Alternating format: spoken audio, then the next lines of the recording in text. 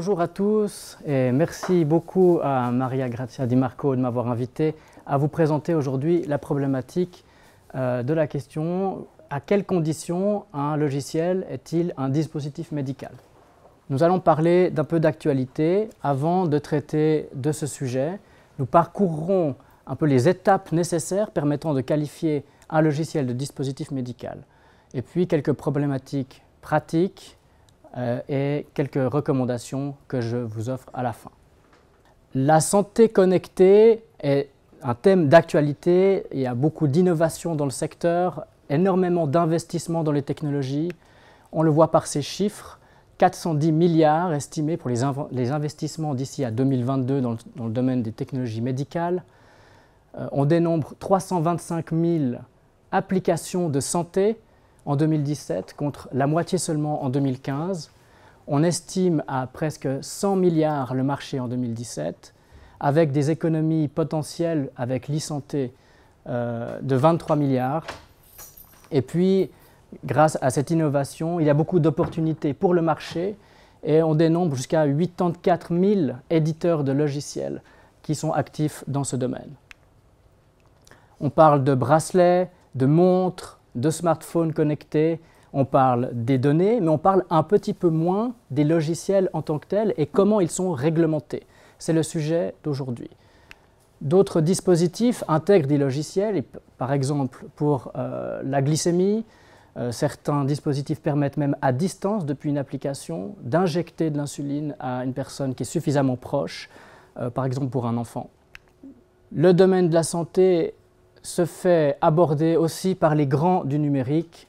On voit l'arrivée de Google, Amazon, IBM, Apple avec son dossier patient, Microsoft, et puis pour l'anecdote, vous avez probablement pu le voir, le géant de l'alimentaire se met aussi à la santé. Les géants, mais aussi les hôpitaux innovent avec des applications mobiles, des HUG. Il y en a 8 sur ce que j'ai appelé le HUG MedStore. D'autres sont disponibles sur les plateformes d'achat. En dehors des logiciels en tant que tels, dans la santé connectée, vous avez probablement pu lire dans la presse, fin 2017, une pilule connectée, la première pilule connectée approuvée par la FDA, la Food and Drug Administration, avec des enjeux complexes. Il s'agit d'une pilule qu'on ingère, un patch est collé au niveau des côtes qui permet de détecter quand la pilule passe. Ce senseur communique ensuite avec une application mobile pour savoir si le patient, dans ce cas-là atteint de troubles schizophréniques ou bipolaires, est-ce qu'il a bien pris ou non sa médication. Cela pose de nombreux enjeux, non seulement juridiques et éthiques, mais aussi économiques, sociétaux, sur la vie privée avec la surveillance à distance du patient, des problématiques de sécurité et de santé du patient. On ne connaît pas encore les effets secondaires de ces pilules qui se désintègrent dans le corps du patient. Et puis, un changement dans la relation patient-médecin. On en voit probablement, vous en voyez déjà probablement les débuts.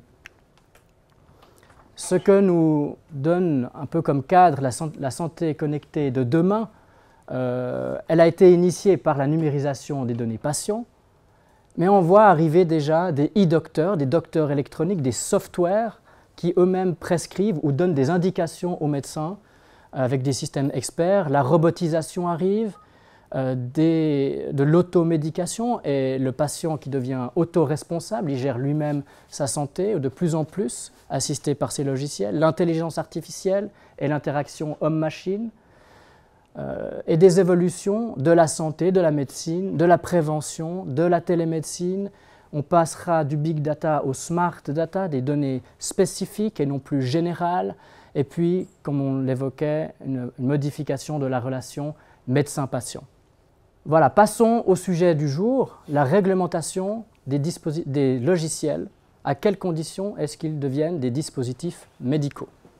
Les autorités de réglementation sont les autorités sanitaires. Aux États-Unis, il s'agit de la FDA, la Food and Drug Administration. En Europe, il n'y a pas d'autorité nationale, mais des directives, bientôt des règlements qui remplaceront ces directives, avec des guides, notamment les MEDEV pour Medical Device. En Suisse, nous avons l'Institut suisse des produits thérapeutiques, Swissmedic, avec des lois fédérales propres à la Suisse, mais qui reprennent de manière assez substantielle le droit européen et les directives, avec aussi les guides de Swissmedic. Le cadre légal en Suisse, nous avons 4 lois maîtresses. La première, la loi sur les produits thérapeutiques, la LPTH, qui traite des médicaments, mais aussi des produits thérapeutiques et des dispositifs médicaux. L'ordonnance sur les dispositifs médicaux, l'ODIM, qui établit des critères pour qualifier, classer, mais aussi certifier et surveiller les dispositifs médicaux. En matière de recherche sur l'être humain, la LRH, la loi sur la recherche, établit un cadre pour les essais cliniques, et l'OCLIN, l'ordonnance sur les essais cliniques, elle apporte plus de précision sur la procédure des essais cliniques de dispositifs médicaux, notamment l'article 20, et la procédure d'annonce, d'autorisation et les compétences des commissions d'éthique de la recherche. Quand considérer un logiciel ou une application mobile comme un dispositif médical? Comme bon juriste, on se doit de définir de quoi est-ce qu'on parle. On parle de logiciel médical lorsque ce logiciel est spécifiquement destiné par le fabricant à être utilisé dans un but médical, figurant dans la définition d'un dispositif médical. Un logiciel, à contrario, à usage général, utilisé dans un environnement médical, n'est pas un dispositif médical. Un logiciel autonome est un logiciel qui est distinct du dispositif médical et qui sera installé par exemple sur un téléphone portable, un ordinateur, une tablette. Les applications médicales mobiles sont une sous-catégorie des logiciels autonomes. On installe son application sur son smartphone, c'est la version mobile des logiciels autonomes. Et puis ce qu'on appelle le Software as a Medical Device, c'est la version anglophone. C'est un logiciel qui est destiné à être utilisé dans un but médical sans faire partie du dispositif médical. On pensera par exemple aux solutions cloud qui peuvent être installées spécifiquement ou un logiciel installé dans un hôpital globalement. La procédure pour qualifier un logiciel de dispositif médical en 4 piliers. Le premier pilier, c'est la qualification. Est-ce que le logiciel est un dispositif médical ou est-ce qu'il ne l'est pas? La deuxième, c'est la classification. Quel est son degré de dangerosité? Classe 1, classe 3, quels sont les risques sur le corps humain? On va pouvoir déterminer cela avec certains critères. Ensuite, les annonces et autorisations, le cas échéant, essais cliniques de dispositifs médicaux, avec les certifications CE, marquage CE dont on parlera, ISO, Quality Management System, QMS. Et enfin, pour la après mise sur le marché, c'est la surveillance et la matériaux-vigilance, la déclaration des incidents notamment, et les mesures correctives. Premier pilier, la qualification. Il y a 6 grandes catégories d'applications médicales. Les 3 premières seront très vraisemblablement des dispositifs médicaux, mais il faudra analyser de cas en cas ces applications, ces logiciels. Les connecteurs sont des logiciels qui affichent par exemple un graphique de l'activité médicale sous examen. Les répliques sont des logiciels qui répliquent un dispositif médical, par exemple un stéthoscope électronique. Et puis les logiciels d'automatisation et de personnalisation, des logiciels qui permettent le suivi et le partage de la santé avec son réseau, son médecin, mais en cours de traitement, personnalisé avec les données médicales du patient. Et puis, les 3 dernières catégories d'applications de santé ne sont pas des dispositifs médicaux, pas soumis à la réglementation sanitaire. Les logiciels d'éducation, les encyclopédies, revues médicales numériques, les logiciels d'administration, assurance, gestion des données, planification, facturation. Et enfin, les fameux coachs sportifs, les logiciels de Quantified Self, d'automesure. Ceux-ci ne sont pas des dispositifs médicaux non plus, parce qu'ils, bien qu'ils traitent des données biologiques, ils n'ont pas une finalité médicale, ils ne sont pas destinés à être utilisés dans le domaine médical, à des fins thérapeutiques. Quelques exemples. lumière LED. Prenez votre téléphone mobile, vous avez tous une fonction lampe de poche. Il ne s'agit pas d'un dispositif médical en tant que tel. Prenez cette lampe de poche en tant que médecin et regardez dans les yeux, dans la bouche, les oreilles d'un patient. C'est un dispositif médical.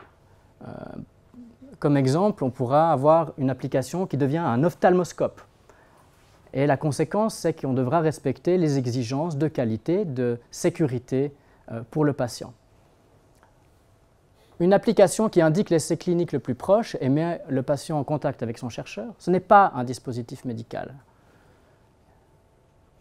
Par contre, un logiciel qui mesure les paramètres vitaux connectés à un appareil mobile, par exemple les électrocardio et électroencéphalogrammes, sont des dispositifs médicaux. Les logiciels qui permettent de photographier une lésion, photographier un grain de beauté pour l'analyser et déterminer s'il y a un risque, pour ensuite transmettre au médecin, c'est un dispositif médical, c'est une réplique. Les logiciels et modules pour la téléchirurgie, dispositifs médicaux également. On parle beaucoup dans la presse d'intelligence artificielle, de machine learning. Certains fabricants développent des applications avec ce genre de software. Ils indiquent également que, là pour ce cas, the device is not yet FDA cleared. Ça démontre bien qu'ils considèrent ce logiciel comme un dispositif médical et qui doit obtenir l'autorisation des autorités sanitaires. Quelles sont les exigences légales? Le logiciel doit être destiné par le responsable de première mise sur le marché ou le fabricant à être utilisé à des fins thérapeutiques ou diagnostiques ou in vitro dans le but de fournir une information sur l'état de santé du patient. Il s'agit donc d'un critère subjectif, c'est la volonté de vouloir utiliser ou vendre ce logiciel à des fins thérapeutiques et diagnostiques, des indices pour déterminer si le fabricant veut l'utiliser à ces fins-là. On prendra l'emballage du produit, la notice, l'étiquetage, le matériel promotionnel, le type de client cible du fabricant, etc. Ça nous permettra, sur la base de ces critères, de déterminer véritablement si on a l'intention de le vendre en tant que dispositif ou l'exclure totalement. Si le logiciel autonome est un dispositif médical, il est considéré comme un dispositif médical actif. Troisièmement, le logiciel informatique qui commande un dispositif médical ou agissant sur son utilisation, il relève de la même classe. Donc il sera dans la même classe de dangerosité que ce dispositif. Et enfin, un hôpital qui fabrique ou qui modifie un logiciel médical dans l'établissement, même s'il n'est pas commercialisé, il devient fabricant de dispositifs médicaux. Qu'est-ce que cela implique? Cela implique que l'accès au marché, les règles sur la commercialisation s'appliquent aux hôpitaux, même s'il n'est pas commercialisé. La jurisprudence n'est pas très abondante, mais elle nous donne quand même quelques précisions. Deux arrêts européens, le premier en Allemagne et l'autre en France. Le premier, l'affaire Brain Product.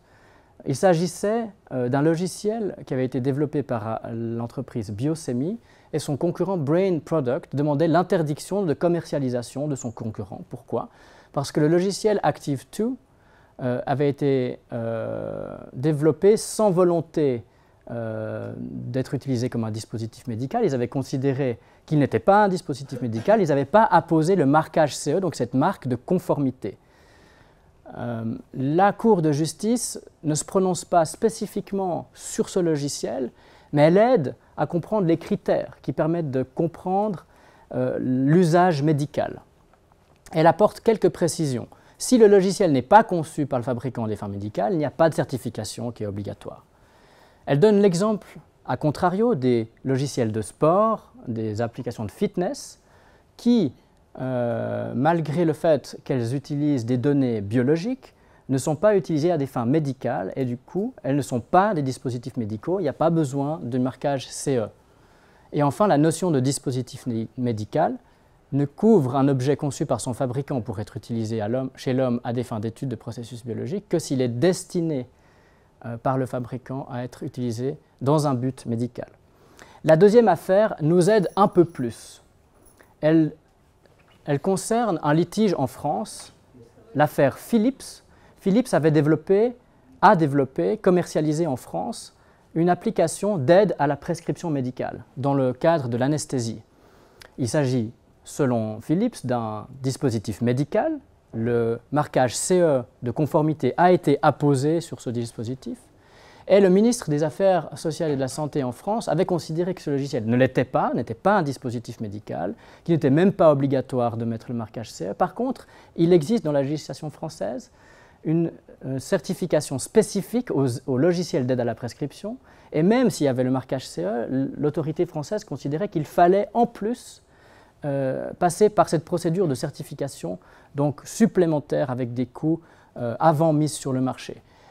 La Cour de justice de l'Union européenne donne raison à Philips. Qu'est-ce qu'elle nous raconte? Elle nous donne des critères. Elle dit qu'il y a 2 critères pour qualifier un logiciel de dispositif médical. Le premier, c'est le critère de la finalité, les fins, le but médical, thérapeutique, diagnostique, et puis l'action produite sur le corps humain. Elle précise qu'il n'y a pas besoin que ce logiciel ait une action directe sur le corps humain qui soit connecté. Un logiciel d'aide à la prescription donne une indication, mais il n'est pas nécessaire qu'il y ait de lien avec le corps humain. Ensuite, et c'est assez important pour les développeurs de logiciels, seules les fonctionnalités du logiciel qui répond aux critères de dispositifs médicaux doivent être soumis, et non pas le code source entier. Cela veut dire que quand on développe un logiciel, ce n'est pas tout, mais s'il y a des fonctions de l'application mobile d'envoi de messages au médecin, une fonction didactique, une fonction d'information, ces modules-là ne sont pas soumis aux autorités pour validation. Il sera dès lors nécessaire pour le fabricant, celui qui développe son logiciel, de prendre des modules séparés et de scinder le logiciel soumis à autorisation, également à des fins de facilité, mais aussi pour que les mises à jour soient plus simples et qu'on ne mette pas tout à jour, mais juste le module. Ça évitera qu'il y ait des problèmes dans le futur et qu'on doive resoumettre de manière plus stricte aux autorités le logiciel. Et enfin, la Cour de justice européenne dit que si le marquage CE a été apposé, il n'y a pas besoin de certification supplémentaire. Cette certification française supplémentaire est englobée par le marquage CE qui permet de démontrer la conformité en Europe. Marquage CE, libre circulation en Europe et avec les États membres qui ont conclu des conventions dont fait partie la Suisse.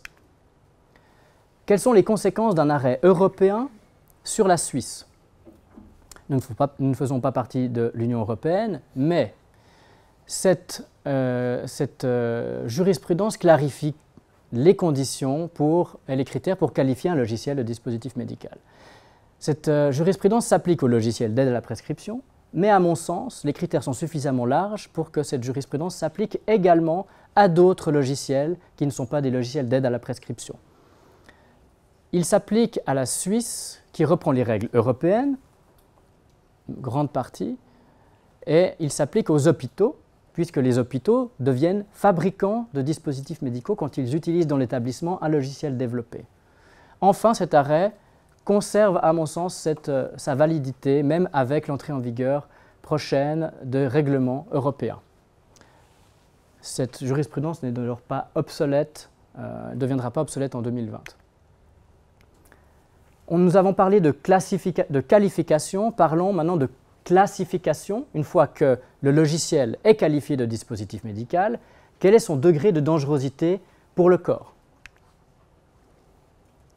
Pour les dispositifs médicaux classiques, un logiciel de classe 1 serait la seringue, une classe 2A, l'aiguille pour la seringue, 2B, un préservatif masculin par exemple, avec des risques de lésions ou des risques de transmission de maladies, et classe 3, la classe avec le degré de risque le plus élevé, pacemaker, pompe cardiaque.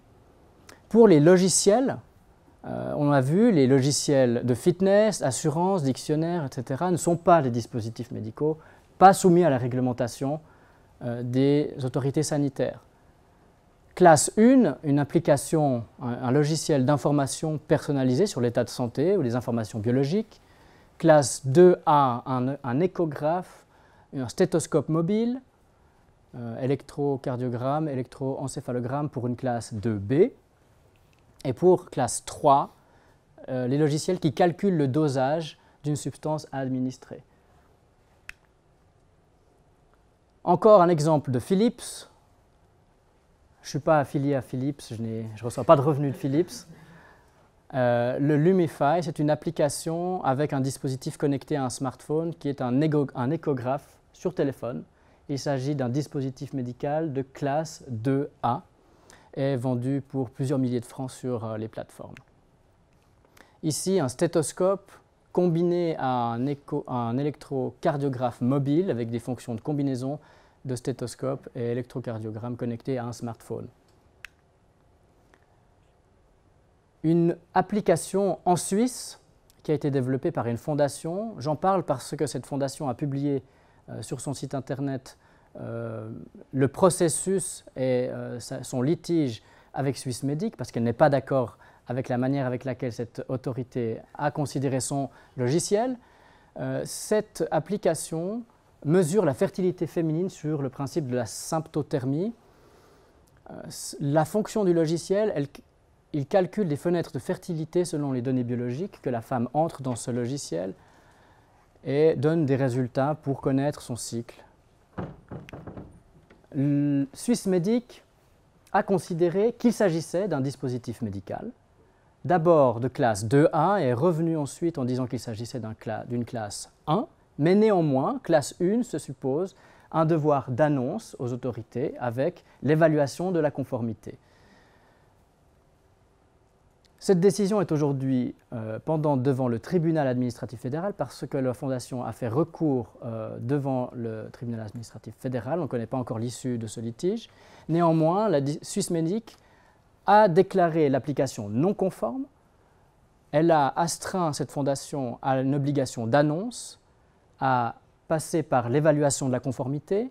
Elle a interdit la mise sur le marché tant que la procédure n'était pas respectée et a fait interdiction d'utiliser toute forme de publicité en utilisant le terme contraception, qui est un terme à connotation clairement médicale.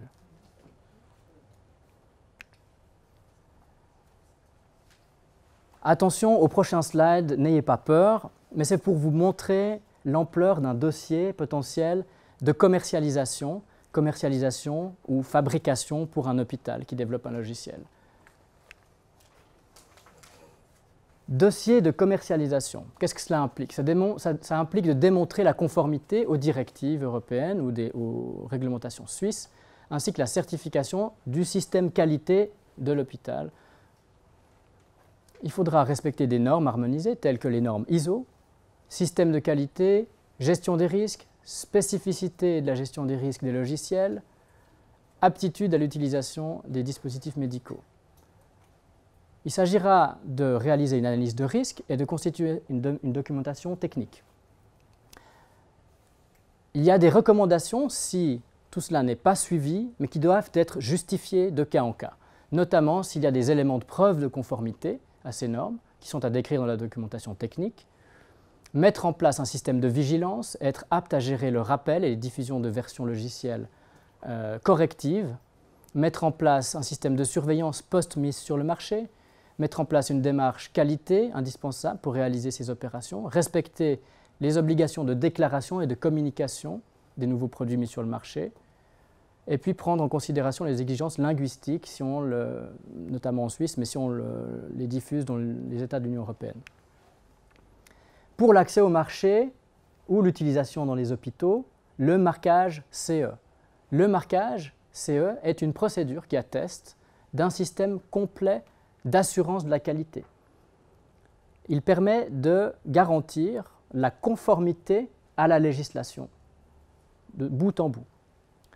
Pour obtenir le marquage CE, on va s'adresser auprès d'un organisme d'évaluation de la conformité, un OEC, et il faudra notamment identifier la législation, réaliser un dossier technique de marquage CE, mettre en place un système de management de la qualité, établir quelles seront les exigences sanitaires et sécuritaires, identifier quels standards s'impliquent s'ils sont harmonisés, et identifier les procédures de certification qui peuvent s'appliquer. Pour un dispositif médical classique, on peut facilement arriver à 300 ou 400 000 francs pour l'établissement, pour le marquage CE. Pour les logiciels, ce sera de cas en cas, je n'ai pas d'exemple, mais je pense que ce sera assez similaire. En tenant compte, on pourra tenir compte, notamment dans ces coûts, la question de savoir si le fabricant ou l'hôpital peut s'auto-certifier ou non, conduire lui-même des tests, des inspections, combiner le marquage avec d'autres certifications de l'entreprise UL ou ISO ou Quality Management System, d'acheter des composants qui eux-mêmes sont déjà au bénéfice d'un marquage, le fait qu'on soit certain ou non que le produit dans son état actuel peut passer l'évaluation de la conformité, le cas échéant avoir un budget additionnel pour le modifier, si tel n'est pas le cas, et puis garantir que le fabricant obtient sa certification ou s'il opère au travers d'une autre norme. Ça, c'est avant mise sur le marché. Après mise sur le marché, il y a également d'autres obligations, je ne vais pas trop entrer dans les détails. La première, c'est gérer le cycle de vie. On parle de surveillance du dispositif et de matériaux-vigilance. Tout le cycle de vie du logiciel médical, ce sera dès la phase de développement pour l'introduction et la surveillance sur le marché. Pour l'assurance de la qualité, ce sera l'identification des incidents et la préparation de la déclaration en vue de la transmission, rassembler toutes les preuves nécessaires en cas d'incident et la transmission ensuite à Swissmedic. Le cas échéant, annonce également aux patients. Pour résumer, pour la conformité, il s'agira de qualifier un logiciel de dispositif médical ou non. Quelle est sa classe, son degré de dangerosité? Est-ce qu'il faut l'annoncer ou obtenir une autorisation de mise sur le marché? Passer par la procédure d'évaluation de la conformité par notamment le marquage CE. Le cas échéant, conduire des essais cliniques de dispositifs médicaux, approbation de la commission d'éthique, autorisation, Swissmedic. La matériaux-vigilance, on vient d'en parler, la gestion du risque pour le cycle de vie et la gestion de la qualité, sécurité du produit et traçabilité. Voilà, j'espère ne pas vous avoir trop refroidi. On va passer à quelques problématiques qui peuvent se poser en pratique. Les plateformes d'achat en ligne. On connaît tous les Google Play, Apple Store et autres canaux de distribution.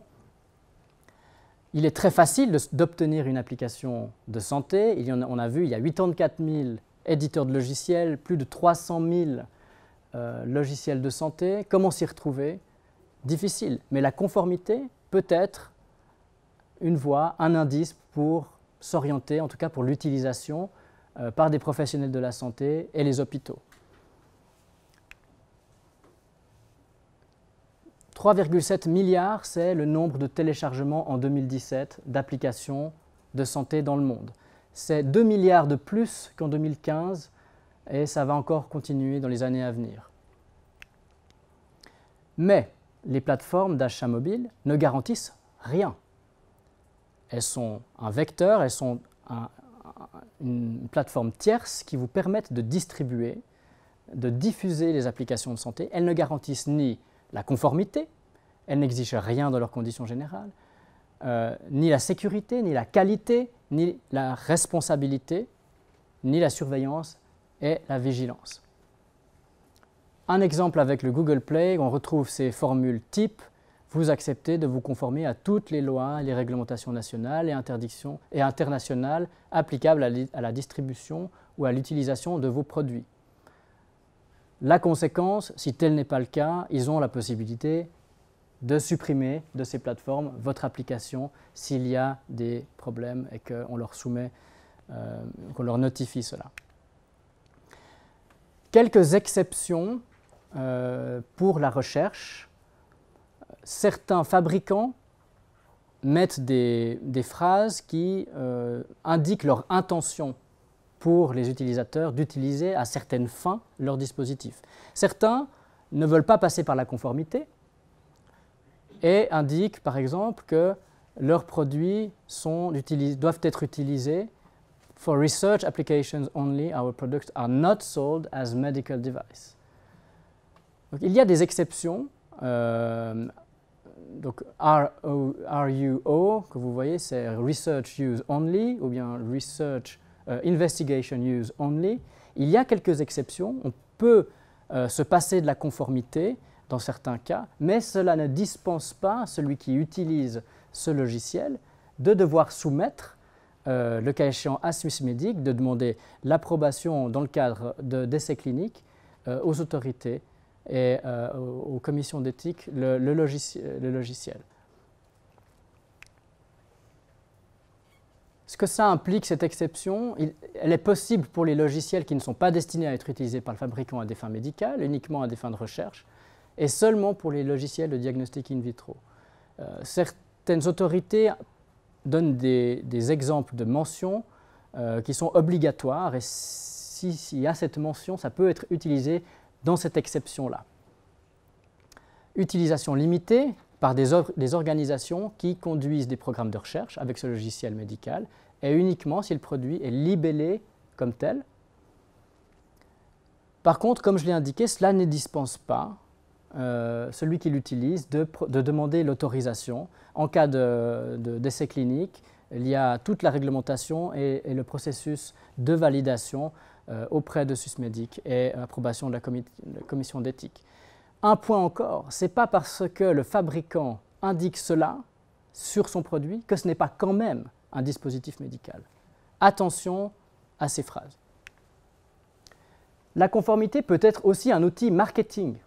Certains fabricants de logiciels dispositifs médicaux mettent bien en évidence CE approved et avec des phrases marketing.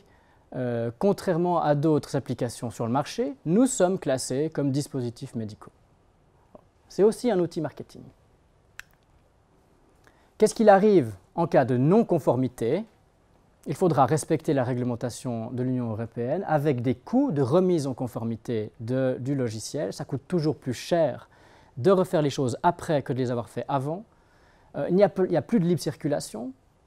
Les obligations, on doit dès lors annoncer ce qu'on avait mis sur le marché ou demander l'autorisation de ces logiciels avec suspension, retrait du marché, le cas échéant amende, procédures pénales qui peuvent intervenir avec des astreintes à mettre en œuvre d'autres mesures de sécurité, atteinte potentiellement à la réputation de l'entreprise ou de l'hôpital avec des cas, qui pourraient y avoir des cas de responsabilité, perte de patients, clients, dans le pire des cas avec des cas de responsabilité, des problématiques d'assurance. Voilà, on arrive à la fin de cette présentation. J'espère que vous avez pu vous accrocher.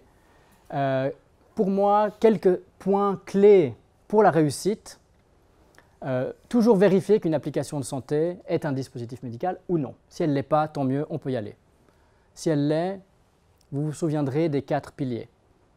Les hôpitaux peuvent devenir fabricants d'applications de santé, de logiciels, donc de dispositifs médicaux. Ils n'échappent pas aux règles de l'accès au marché. Le marquage CE suffit, pas d'autres certifications nécessaires. Elle englobe toutes les autres certifications. On peut mieux maîtriser et gérer ses coûts grâce à la conformité dès le départ. Pensez également à impliquer les bonnes personnes au bon moment, dès le départ de votre projet. Je suis obligé de prêcher pour ma bonne paroisse, mais ne pas oublier les aspects juridiques. Il y a la réglementation des applications de santé est un aspect uniquement, mais il y a de nombreux autres enjeux, la protection des données, les contrats, la propriété intellectuelle, etc. Et enfin, la réglementation, à mon sens, ne doit pas être un frein à l'innovation, mais plutôt une opportunité pour vous. Je vous remercie pour votre attention.